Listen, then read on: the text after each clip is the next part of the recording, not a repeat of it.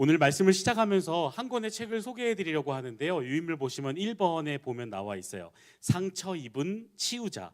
영어 제목은 The Wounded Healer입니다. 이 책의 저자는 목회자뿐만 아니라 모든 크리스찬들이 동일한 소명을 받았는데, 그것은 우리 모두가 상처 입은 치유자로서 자신이 입었던 상처로 인해 다른 이들을 위로할 수 있어야 한다라고 말씀하고 있습니다. 아마 여기에 계신 분들 중에 상처가 없으신 분들은 없을 거예요. 아니, 우리 모두에게는 아픔과 상처가 있습니다. 어쩌면 지금도 누군가는 고난의 깊은 터널 속을 지나고 있는 분이 계실지도 모르겠어요. 사랑하는 여러분, 여러분이 지금 어떤 고난을 겪고 계신가요? 여러분은 어떤 상처를 안고 살아가고 계신가요? 때로는 우리의 잘못으로 인해 고난을 받는 경우도 있지만, 어떤 때는 너무나도 억울하게 고난을 당하는 경우도 있습니다. 심지어는 선을 행했기 때문에 오히려 고난을 받는 경우도 있다라는 거죠. 어떤 종류의 고난이든지 그것은 우리에게 아픔과 상처를 남깁니다. 그런데 중요한 것은 그 과정 속에서 위로받지 못하게 되면 파괴적인 결과를 가져올 수 있다라는 거예요. 어릴 때 받았던 상처가 잘 아물지 못하면 이 마음 한켠에 이 한으로 맺혀서 성인이 되어서도 대인관계나 사회생활을 잘 하지 못하고 다른 사람에게 오히려 폐를 끼치는 경우도 종종 봅니다. 반면에 커다란 아픔과 상처가 있을지라도 진정한 위로를 통해 상처가 아물게 되면 그 아픔을 통해 더욱더 성장한 모습을 보이는 사람들도 있습니다. 사랑하는 여러분, 여러분이 가지고 있는 상처는 잘 회복되어 있나요? 혹시 여러분의 상처가 트라우마로 남아서 여전히 여러분의 삶을 괴롭히며 신앙 성장의 발목을 붙잡고 있지는 않으신가요? 사랑하는 여러분, 교회는 위로의 공동체입니다. 교회는 하나님이 주시는 능력을 힘입어 상처받은 사람들을 어루만져주고 치유하여 주며 회복시켜 주는 곳입니다. 이것은 단지 사역자나 목자의 역할이 아니라 이 교회의 원어적 의미를 볼 때 에클레시아, 즉 믿는 자들의 모임과 같이 여러분들 한 분 한 분이 그 역할을 감당해야 한다라는 거예요. 여러분 모두가 상처 입은 치유자로서 하나님의 능력 안에서 회복을 경험하고 다른 사람을 위로할 수 있는 위로의 통로가 되어야 합니다. 하나님이 허락하신 우리 라이프 교회를 통하여서 여러분의 상처가 치유되어지며 다른 사람을 위로하는 공동체가 되기를 주님의 이름으로 축원합니다. 아멘. 그렇다면 이 상처 입은 치유자가 되기 위해서 우리는 어떠한 삶을 살아야 할까요? 첫 번째로 우리는 하나님의 위로를 받으며 살아야 합니다. 우리는 하나님의 위로를 받으며 살아야 합니다. 고린도후서의 저자 오늘 사도 바울은 극심한 고난을 당한 사람이에요. 당시 교회 내부적으로 바울을 배척하며 그의 사도권을 인정하지 않는 사람들이 많이 있었다라는 거예요. 현대판으로 보면 어떤 목사님이 교회를 개척했는데 성도님들이 어느 순간 담임 목사로 인정을 하지 않는 거예요. 이런 것처럼 이 사도 바울도 극심한 고난 가운데 있었습니다. 더 나아가서 그는 옥에 갇히기도 했고 매도 수없이 맞았으며 40에 감한 매를 5번이나 맞았으며 3번 태장으로 맞고 돌에 맞아 죽을 뻔하기도 했습니다. 3번이나 배가 파손되어 일주일씩 바다에 떠다니는 시세가 되기도 했습니다. 때로는 강도를 만나고 잠을 못 자고 배고프고 춥고 떨고 굶주렸습니다. 이것은 모두 예수를 믿고 그렇게 그분을 전하다가 당한 고난이었어요. 예수 믿고 고난이 떠나간 것이 아니라 오히려 예수를 믿고 예수님 때문에 고난을 당하게 되었다라는 거예요. 그럼에도 불구하고 오늘 3절 말씀과 같이 사도 바울은 찬송하리로다 하나님을 찬양하고 있어요. 어려운 상황 가운데서도 하나님께 감사합니다. 어떻게 그럴 수 있었을까요? 오늘 4절의 말씀과 같이 사도 바울은 하나님의 위로를 받은 사람이기 때문이에요. 하나님의 위로를 어떻게 고백하고 있나요? 모든 환난 중에 우리를 위로해 주시는 하나님의 위로라고 말씀하고 있습니다. 하나님이 위로하지 못할 만큼 큰 환난은 없어요. 또한 5절 말씀과 같이 예수님의 십자가의 고난을 통해 주시는 위로라고 말씀하고 있습니다. 그렇기 때문에 사도 바울은 오늘 말씀 9절과 같이 고백할 수 있었던 거예요. 우리 다 함께 9절 말씀 함께 읽어볼까요? 시작.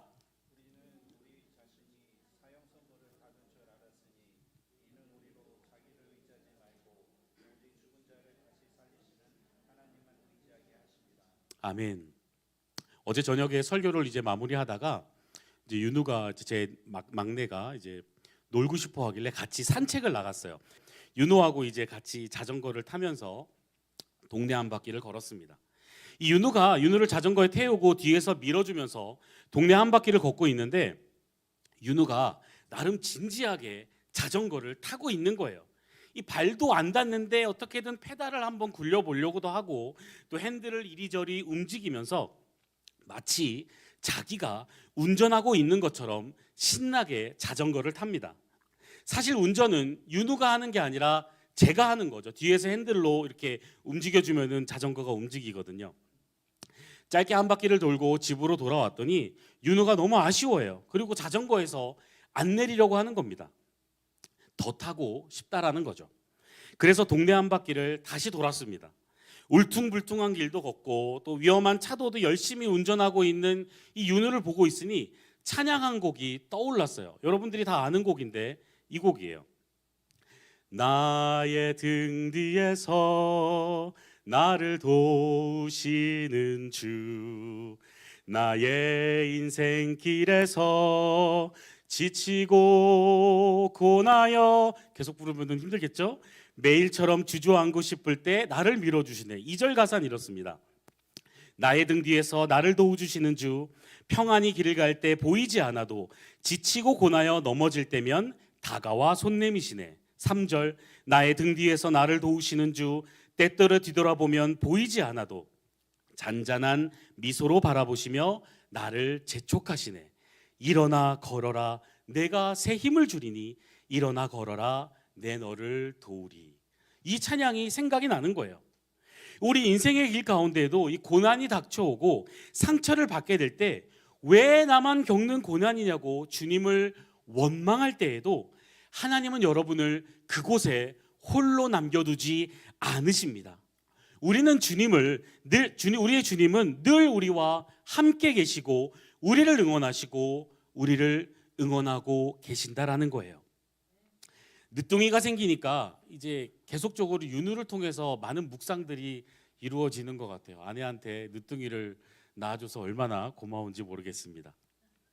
가끔 윤우가 자다가 잠에서 침대에서 자고 있으면은 이제 저도 옆에서 자고 있거나 아니면 바깥에서 이제 다른 일을 하고 있는데 이제 윤우가 어느 순간 되면 아무도 없다는 거를 이제 인지하기 시작하면 막 울어요.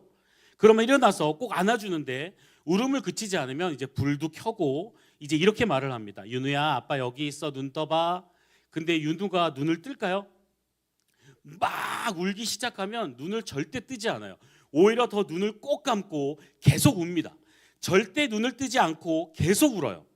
그런데 눈만 뜨면 아빠가 있는데 이 아빠가 안아주고 있는데 자기 힘으로 발버둥 치다 보니까 아빠를 느끼지 못하는 거죠.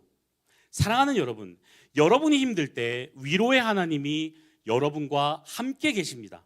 우리가 할 일은 눈을 들어서 위로의 하나님만을 바라보는 것뿐이에요.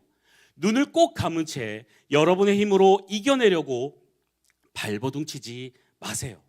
믿음의 눈을 뜨고 하나님을 바라보면 여러분의 뒤에서 밀어주시고 여러분의 앞에서 이끌어주시고 여러분과 함께 동행하시는 위로의 하나님을 볼 수 있다라는 거예요.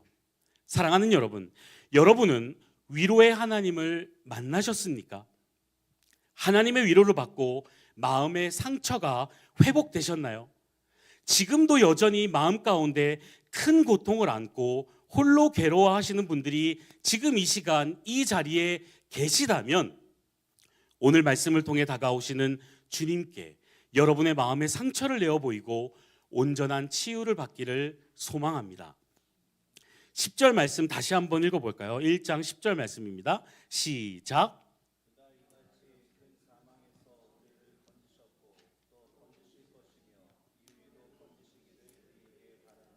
아멘. 오늘 10절 말씀과 같이 늘 신실하게 우리를 위로하시는 하나님을 바라보고 매일의 삶 가운데 하나님의 위로를 받는 여러분들이 되시길 주님의 이름으로 축원합니다.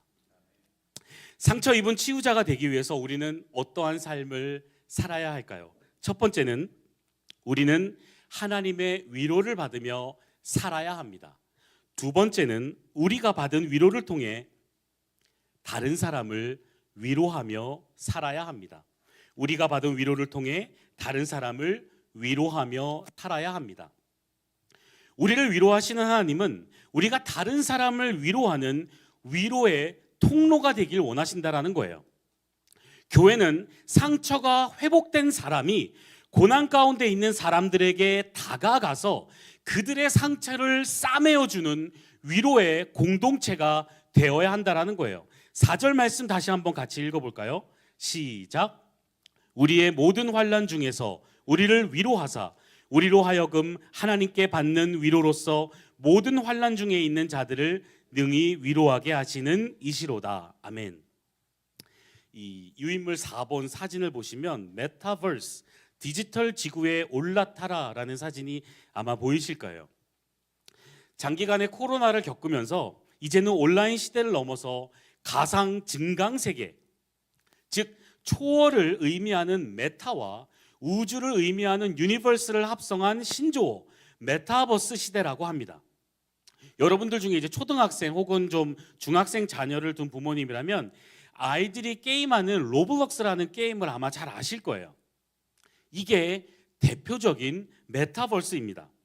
이 로블록스 사진을 한번 옆에 5번 사진을 보시면 이 로블록스라는 것은 이 3D 아바타를 생성한 뒤에 내부에서 게임을 하거나 다른 가상세계를 방문하기도 하고 타인과 대화도 하고 게임을 만들어 직접 팔기도 합니다. 로블록스에는 화폐 개념도 있어요. 그래서 여러분들 로벅스 기카라고 해가지고 이 로벅스라는 이 화폐를 가지고 경제 체계까지도 만들어 놨기 때문에 우리 아이들 생일 선물 1위도 당연히 로블록스 기프트 카드입니다. 우리 아이들도 이 교회 예배가 끝나고 나면 인터넷이 잘 되는 요쪽 구석에 초등학생들이 모여서 막 게임을 하는데 뭘 하고 있나 보면 다들 로블록스를 하고 있다는 거예요. 이것은 비단 세상의 게임만이 아닙니다. 교회에서도 발빠르게 이 메타버스를 이용한 집회를 계속적으로 시도하고 있어요. 지난주 달라스 이제 주보에도 보셨겠지만 부흥의 강사로 오셨던 김병삼 목사님의 만나교회가 어떻게 보면 대표적인 교회라고 할 수 있고요. 올해 코스타 역시 부산 수영로 교회와 그리고 메타버스 캠프장을 통해서 동시에 열렸다라는 거. 그래서 전 세계 사람들이 접속을 하고 청년들이 코스타에 참석을 했습니다. 이 메타버스를 이용한 온라인 예배와 집회들을 통해서 복음의 접근성은 조금 더 좋아지고 어쩌면 우리의 신앙생활도 점점 편해질 수 있을지는 모르겠어요. 개인주의와 맞물려서 그리스도인들도 교회라는 소속감이 없이 주일 예배를 중심으로만 신앙생활을 하려고 합니다. 어떤 모양이든 주일 예배를 드렸으니 자신의 의무는 다했다라고 생각하는 거죠. 그리고 더 나아가서 이 유튜브를 통해서 유명한 설교자들의 말씀을 더 찾아 들으면서 자신은 꽤 괜찮은 그리스도인이라고 생각을 합니다. 그런데 여러분, 이러한 신앙생활의 패턴이 가장 당황스러워질 때가 언제인지 아시나요? 바로 고난이 찾아올 때입니다. 질병이나 사고를 만날 때, 아니면 깊은 괴로움 속에서 누군가의 위로가 필요할 때, 그제서야 공동체를 떠난 소외와 고독을 경험하게 된다라는 거예요. 이 메타버스 안에서는 지식과 정보를 얻고 게임을 즐길 수는 있지만 공동체를 통해 경험할 수 있는 위로를 받기는 무척이나 어렵다라는 겁니다.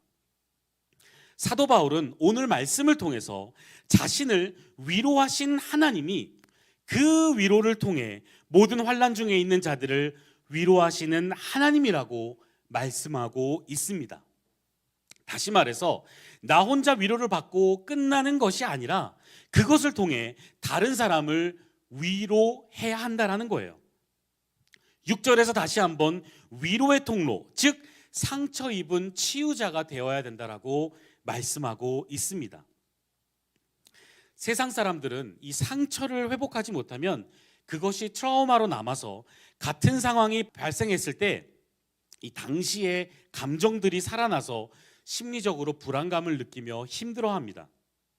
이 트라우마를 극복하기 위해서 마음의 수련이나 아니면 심리치료 등을 통해서 부단히 애를 쓰며 어떻게든 다시는 상처를 받지 않으려고 노력을 해요. 사랑하는 여러분, 우리는 그렇다면 어떻게 해야 할까요? 우리가 그리스도인이라면 우리는 세상과 달라야 하지 않을까요? 오늘 말씀을 통해 상처, 고난, 실패에 대한 인식이 바뀌길 원합니다. 여러분의 상처, 고난, 실패는 단지 두렵고 회피해야 할 단어가 아니라 그것을 통해 일하시는 하나님을 바라보아야 된다는 거예요. 제가 오늘 말씀을 시작하면서 헨리 나우엔의 저서 상처 입은 치유자라는 책을 소개해드렸는데요. 사실 이 책은 제가 신학교 시절에 저의 목회 철학을 바꾸게 한 결정적인 책이기도 합니다. 저는 어릴 때 지금 보기와는 다르게 이 열등감이 참 많은 아이였습니다. 초등학교 4학년 때 어머니가 백혈병으로 돌아가시고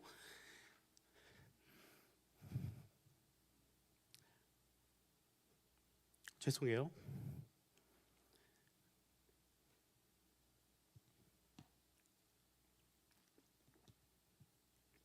이 죽음이란 단어가 얼마나 무서운지 어린 나이에 깨닫게 됐어요. 오랜 기간 어머니의 병원비로 경제적으로 많이 어려웠고 이 든든한 백이었던 어머니의 부재는 저를 충분히 움츠리게 만들었습니다. 어릴 때 잠깐 교회를 다닌 기억으로 하나님께 어머니를 살려달라고 기도했지만 결국 하나님에 대한 원망만 가득한 채 살아가게 되었고 중학교 3학년이 되어서야 교회를 다시 나가고 하나님을 만나게 되었습니다. 그런 저를 하나님은 목회자로 부르셨고 교회를 다니지 않는 가족들의 반대로 어렵게 신학교에 입학을 했습니다. 신학교에 입학하면 훌륭한 목회자로 훈련받을 줄 알았는데 이 많은 신학생들이 너는 뭐 어느 교회 다니니? 뭐 이러면 우리 아빠가 담임 목사님이야. 또 너한테 너는 어느 교회 다니니? 이러면 우리 아빠는 장로님이야. 우리 아빠는 안수 집사님이야. 심지어는 서리 집사의 자녀라도 되는데 저는 가족 중에 저만 믿다 보니 그때 확실히 깨달았습니다. 아, 나의 목회 인생도 쉽지는 않겠구나. 그렇게 열등감 가운데 가끔은 하나님께 왜 나 같은 사람을 부르셨냐고 원망도 하며 지내다가 이 우연히 상처 입은 치유자라는 책을 접하게 됩니다. 이 책을 읽으면서 그리고 오늘 본문 말씀을 통해서 나의 약함과 나의 불행했던 경험이 누군가에겐 위로가 될 수 있다는 것을 깨달았다는 거예요.